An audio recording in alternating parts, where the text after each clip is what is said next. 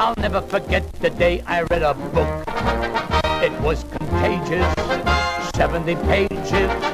There were pictures here and there, so it wasn't hard to bear. The day I read a book. I'll start off with my absolute favorite Japanese author. And his name is Dazai Osamu, or as they call it in the West, Osamu Dazai. So he was probably not a very nice person. He was quite depressed, tried to commit suicide several times and finally succeeded at quite a young age, leaving behind a family with young kids and so on. But his writing style, he's a bit of a cult author, but far more popular in Japan than elsewhere. He's not as well known as Mishima or Kawabata or any of the others.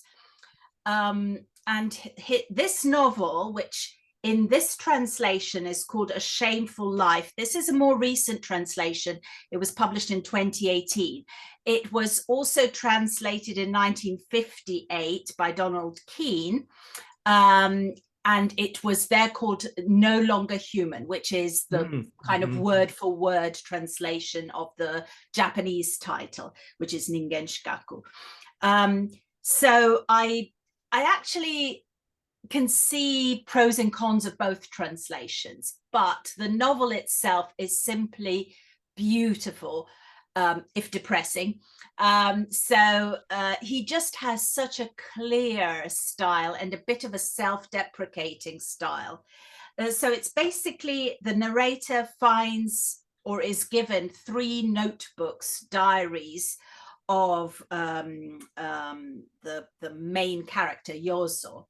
And therefore it's in first person, and he basically tells the story of how he tried to commit suicide, a double love suicide, failed, got involved in politics, failed, became addicted to painkillers and drugs and alcohol, and just felt like a loser. It was published in 1948, and it really is not just contains lots of autobiographical elements from Dazai's life, but also is, I think, the portrait of a whole generation after the war who feel that they have no purpose, that everything they knew, all the certainties that they had, have just been demolished. So I think he really speaks to somebody who feels monstrous, and therefore the only solution is suicide. And yet there is this nice little tail end where, after reading all these notebooks, the narrator then meets a former servant or nanny that worked for the family and knew Yozo when he was young, and says he was such a lovely boy. You know, no, everything that you read here, it's not true. He was really a really nice person. So it kind of, it's that little sort of, well, you know, how reliable is this narrator anyway? So anyway, it's in the tradition of the Shishosetsu, which is the I novel, which nowadays is called autofiction, and suddenly there's this big rise in popularity. But in Japan, it's always been there. It's always been really popular. And he is, I think, the greatest proponent of this form of novel. And I just love his sense of humor. People usually say, oh, he's, you know, very somber, he's very depressing, but he's actually got this really self-irony, which I just love. He really knows how to say something profound and yet funny at the same time. Right. So heartily recommended. Then I'm going to go next, still in Japan, to his daughter, who also became a writer, Tsushima Yuko. And I'm going to recommend this. I mean, she's written Territory of Light, which was reissued fairly recently by Penguin and was really well received, about a single mother, a year in the life of a single mother just going through divorce. But she has written a lot of her early novels are also slightly autobiographical and are about single mothers raising their children and the difficulties they encounter. This particular one, I mean, this is a Penguin Modern Classics, which is really very short pieces. And although it's called Of Dogs and Walls, I'll actually refer to the other story. There are two stories in it. They're really kind of short stories, so really wafer-thin books. The one that I particularly like is called The Watery Realm. And this was an early work of hers, and it's really where she confronts the legacy of her father, of her famous father, and his death, because he died by drowning in a double love suicide with a lover and abandoned the family. Oh, wow. Yeah, and when she was, I think, 1 or 2 years old. And so their mother raised her and her brother and sister, you know, on her own after the war in 1948, 49.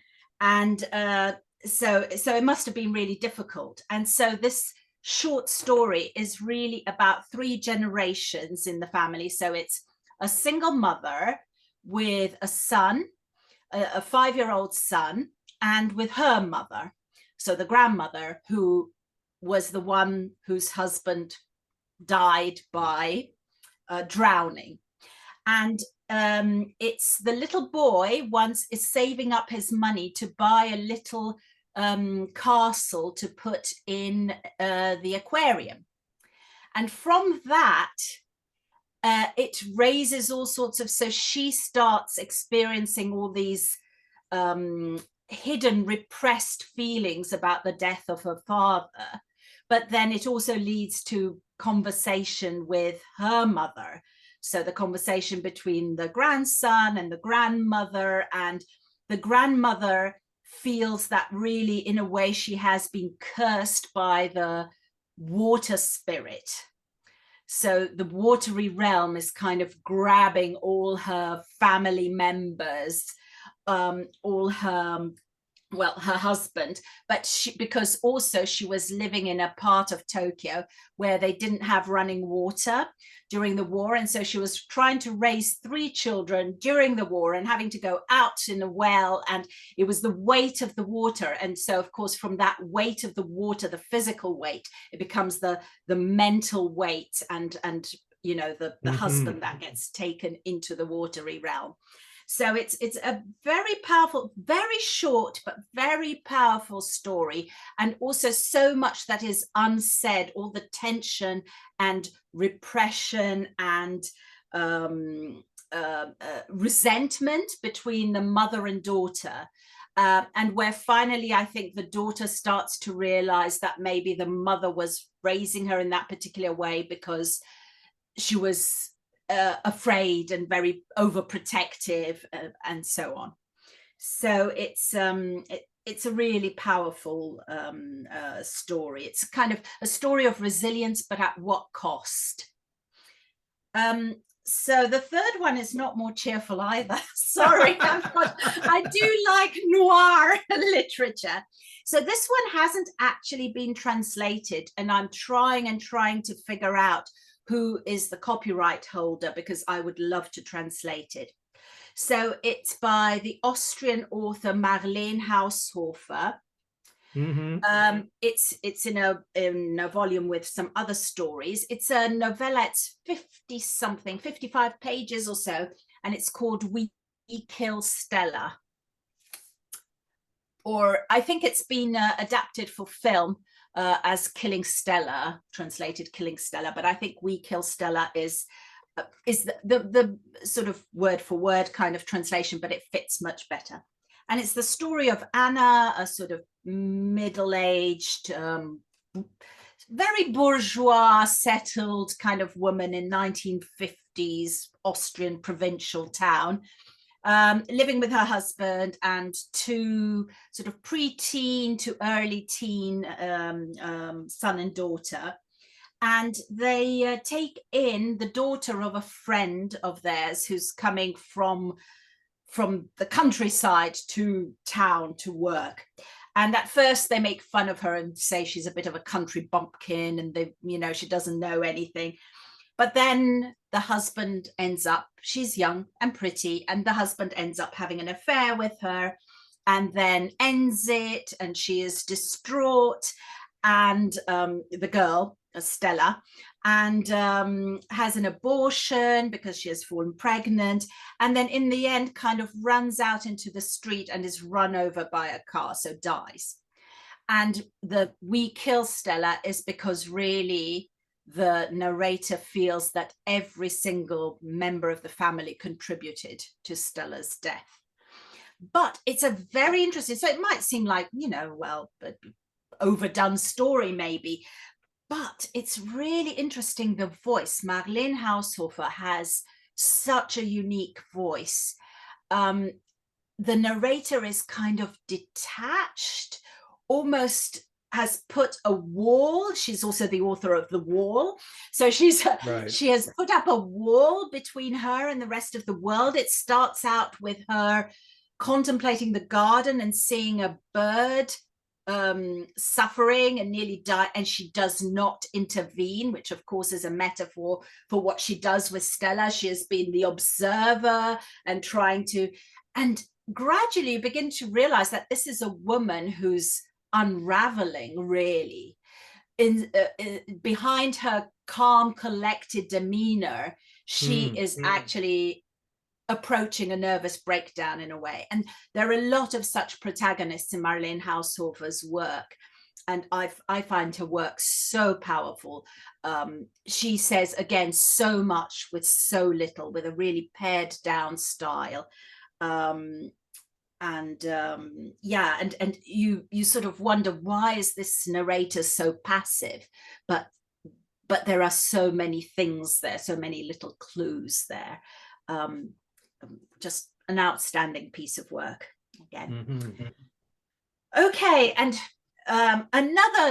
this one is sort of depressing, but also very, very funny. So it's kind of a black comedy, but really pitch black. And this one we publish ourselves, so at Corylus Books.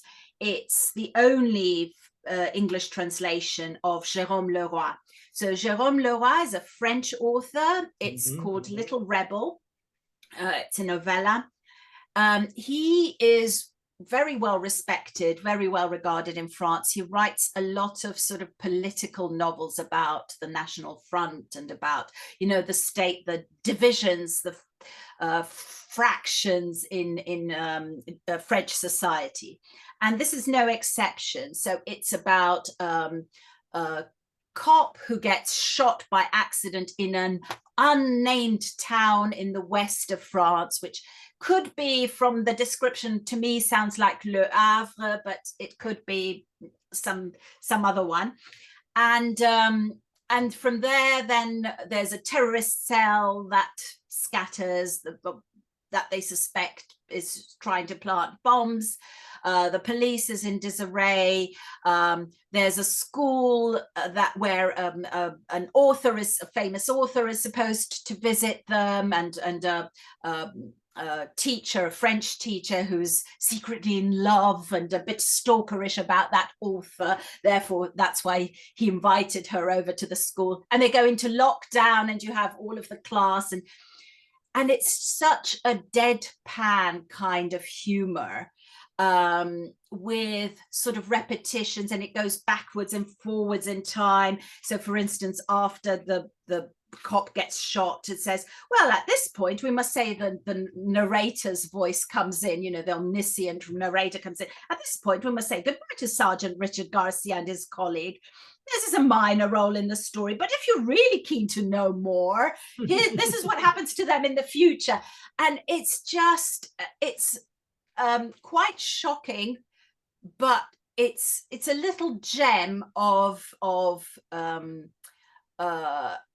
a very humorous way to make some very important political points and show a state of affairs in contemporary France, which I think is really much more powerful than if he'd done it in a sort of very serious manner. Right. Sounds fascinating. Okay, so after so many depressing books and serious subject matter, I thought I'd end on a lighter note. And this one is not translated, because I do like my translated fiction. This one was written in English. So it's Alan Bennett, The Uncommon Reader. Yes, it's on my list too. Oh, it's so lovely. So it was written in 2006, 2007, I think. So obviously when the Queen was still alive. And it's just a delightful little comedy, but also satire. So it's the corgis, the Queen's corgis, run a bit amok, and she ends up being dragged by them into a mobile library that has parked outside Windsor Castle, and picks up a book and becomes really obsessed with reading. And there's such beautiful, funny scenes where she's talking to the president of France, and because she's been reading really intensively, she knows about some of the French authors, which the president doesn't really care about, and asks all sorts of questions. And yeah, but my favorite bit, if I could just read a little bit, is where she's talking with an advisor who's originally from New Zealand, has been made some kind of Lord, oh yes, he's a Sir Kevin now. Yeah. And he's trying to suggest that maybe she's exaggerating a little bit with the amount of reading that she's doing. I feel, Ma'am, that while not exactly elitist, it sends the wrong message. It tends to exclude. Exclude? Surely most people can read. They can read, Ma'am, but I'm not sure that they do. Then, Sir Kevin, I'm setting them a good example. I can understand, he said, your Majesty's need to pass the time. Pass the time, said the Queen. Books are not about passing the time. They're about other lives, other worlds. Far from wanting time to pass, Sir Kevin, one just wishes one had more of it. If one wanted to pass the time, one could go to New Zealand. So it's just, it's, you know, frothy, silly, fun, but, you know, it's just so much about the love of books, which, you know, who doesn't want to read about that? Absolutely. Absolutely. Royalist or not. Yeah, absolutely. Well, that's a great selection. Thank you so much for picking those out and talking about them, and especially such a range of different styles and countries and you know, materials. So this is great. I definitely have a couple here that I'm going to put down on my list. As I said, I'm afraid that this sort of short length is making me it's like a buffet, you know. Oh, I can fit it all in. But yeah, it's exactly. worth it. But it's giving me a chance to sample some dishes that I wouldn't otherwise have tried. So thank you. I suppose the advantage is that they are short. I mean, I know that 200 different dishes will still fill you up quite substantially. But on the other hand, if you don't like them, you can very quickly, you know, put them to one side. So if they don't suit you. Yeah. I'm going to go ahead and again, thank you so much for taking the time to do that.